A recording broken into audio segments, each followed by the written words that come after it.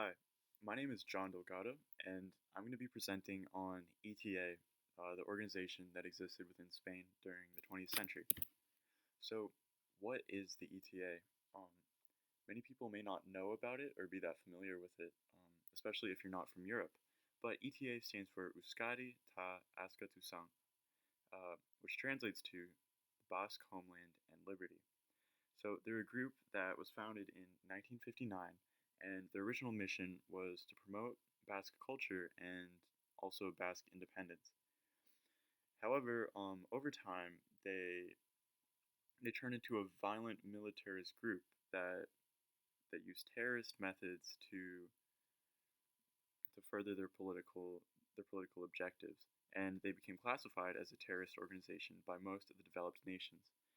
And what I want to talk about during this presentation um, is kind of the history of the Basque people that led up to the production of the group ETA and its formation. I think that a lot of times, especially Americans, because as an American I've experienced this, but the word terrorism is kind of a end all be all statement. Um, if someone's a terrorist, it's just because they're bad. Um, there's no explanation. It's just a good and a bad, a black and a white. Well, what I want to talk about is how, well, yes, ETA was a terrorist organization that carried out many violent acts that definitely I do not support. It's important to realize, how did these terrorist organizations come about? Um, what is the history that leads to the violence that they create? So, in order to understand, the story, you got to understand what is the Basque Country. So, the Basque Country is a region that exists in both Spain and France on the Iberian Peninsula. It's on the western end of the Pyrenees, and it is also divided by the Pyrenees as well. Um, and so, just looking at this location, you can see how there are small portion, um, there's a small area that is surrounded by two giants. And think about how this geographic position would affect the development of a country, and how they must have been influenced by all the historical events and the conflicts that happened as well over time. So the Basque people, they're a very distinct cultural group. So they speak a language that is neither Romance nor Indo-European. It's called Euskara. Um, and this language is so old that people think that it might date back to the Stone Age. Um, they're referenced in historic texts, especially by the Romans, and there's genetic evidence that indicates that they have existed in the Basque region, um, predating the existence of agriculture. So this group has been here for a very long time. As American, as an American, I kind of can compare it to the Native Americans, and I think as I go out throughout the presentation, you'll be able to see more of those comparisons, more of those similarities coming to light. So here we can see some Basque culture. Obviously, they have a very strong culture. They're very proud of it, and even after thousands of years, they're still carrying strong. So here's some sports on the left that they play, and on the right, it's a traditional Basque dance that they are carrying out. So, in order to understand where did ETA come about in this timeline, let's look at some significant events in Basque history. We're going to start in 824 AD, when the Kingdom of Navarre was founded. So Navarre was a kingdom that was founded specifically for the Basque people. In 824 AD, this was during the Reconquista. So the Basque people, that ethnic group, they were facing pressures both from the north, the Franco push into Spain, as well as from the south, which was occupied by Muslims. So they're kind of caught in the middle of this conflict, and in order to protect themselves, to make themselves less vulnerable, they founded the Kingdom of Navarre, and this kingdom actually did fairly well, and it was a powerful player in politics during this time period, and so this continued on until 1362 when the War of the Bands came about, and this was a civil war within Navarre that happened in between the aristocrats, the aristocrats of the nation, and it's called War of the Bands because each aristocrat had, a band of armed men that they would fight with. Something interesting here was that one of the battles that was fought was actually fought in Bilbao, and I know that a lot of people visit Bilbao. I myself have seen Bilbao, and it's interesting to think about how you know in this time period there was a civil war going on over trade, over influence, over power, and yeah, just something to think about next time you go there and buy an ice cream cone. So oh yeah, that's right. So the Civil War goes on, and by the end, 1457 AD, the result is that the Kingdom of Navarre is weak. The Basque people have been fighting for nearly a century, and this leaves them vulnerable to being conquered by King Fernando in 1515 AD.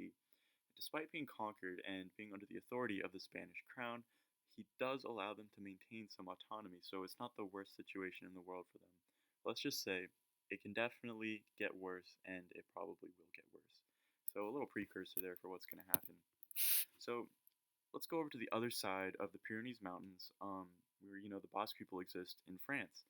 So the French Revolution comes about, and the result of that is that the Basque um, regions, like the districts that were specifically for Basque people, are dissolved, and France is then divided up into different republics, part of their government system. And this takes away the autonomy of the Basque people. This takes away, their identity, and suddenly they're just part of France. Well, come the War of the Pyrenees, and France needs soldiers, so it calls on the people from the Basque regions, whatever the name is now in France, and wants their soldiers. Well, many of the Basques do not respond to this call. They do not. They do not go to war, and the result, it doesn't work out well for them, unfortunately. Here we can start to see some systematic oppression of the Basque people, and what happened was that the army came. They took thousands of the Basque people who were living in this region. They took them from their homes forcefully. They had to leave, and they put them in a huge column and marched them out 40, 50 kilometers away from their homes, and they kept them there. And during this time, people died. Hundreds died from starvation, from exhaustion, from beatings, things like that. And then to top it all off, when the Basques finally make it back to where they started, they find that a lot of their land has been given away to Frenchmen, and so they no longer have their property. And so this causes a huge amount of civil distress. I mean, obviously it would. And here we can start to see that systematic suppression again of the Basque people and how they're kind of, bullied around by these larger nations. And so, without the power to fight, you know, a large battle, what do? Well, they respond with an assassination of a Frenchman named Monsieur Mundu Tegi. And this is kind of the first instance where you can see the Basque people fighting back. The first instances that I've found, at least, where you can see them fighting back with more terrorist methods of assassination. And as we move forward, we'll see that these methods are what they find to be most effective, maybe because they have so little power otherwise. And so the Basque repression continues. You're not allowed to speak the Basque language within France. I remember reading a quote that said, it was by a nobleman that said, the language of the Basques is the language of the fanatic. And so that kind of just shows the attitude that they had towards the Basque people and the treatment that the Basques were receiving. Um, and so then back on the other side of the Pyrenees, on the Spanish side, the First Carlist War breaks out. And, this takes place mostly in the Basque regions. And so by the end of the war, it is not looking good for them. They have received a lot of casualties. There's a lot of loss of life, a lot of destruction. There's diseases going around. And then after the war, there's a famine that goes around in the Basque regions. And to top this all off, the end of the war results in the loss of their autonomy. They're no longer, like an individually recognized region within Spain that maintains, authority. They are now just another region within Spain that is subject to the government, and it doesn't have freedom to decide for themselves anymore. Um, so as you can see, it does get worse for the Basque people, and this situation continues until the Civil War, when Francisco Franco, pulls his coup d'état, and then the Civil War breaks out. Most of the Basques fight for the Republic. However, we do know how the Civil War turned out, and the Nationalists win. So then the Basques are existing under the Franco regime. Again, they are subject to a new regime, to a new government coming in, and they kind of have to listen to those rules. Again, more suppression, and you'll see here how it happens. Well, Franco bans the Basque language of Euskara. You're not allowed to speak it anymore. Um, the culture, the institutions are banned as well. So these existing institutions are suddenly no longer allowed. You can't speak their language. You can't even name your kid a Basque name. And as a result of this, thousands of Basques go into exile. They leave the country. Many go to Spain, or excuse me, many go to France because it's so close by, and many also go to South America where they can speak Spanish, their native language. And so then I just want to stress again, this is how this is the recipe to get a terrorist organization by over and over suppressing and oppressing this group. Um, Usually with violent means as well. It's going to result in a kickback. By no means is violence the answer to this, but I guess it's what you can expect. It's what you can expect when you're treating a group of people this way. So now we get to the formation of the ETA. It formed under the Franco regime in 1959. And again, they advocated independence from the dictatorship. They didn't want to be under Franco. And something that they did during this time was they developed a formal language of Euskara Batua. And this allowed them to communicate messages formally. You know, it's what you would use in a book. It's what you would use in the news. And this really helps for like uh, an identity, a closer identity between everyone and to bring the people together.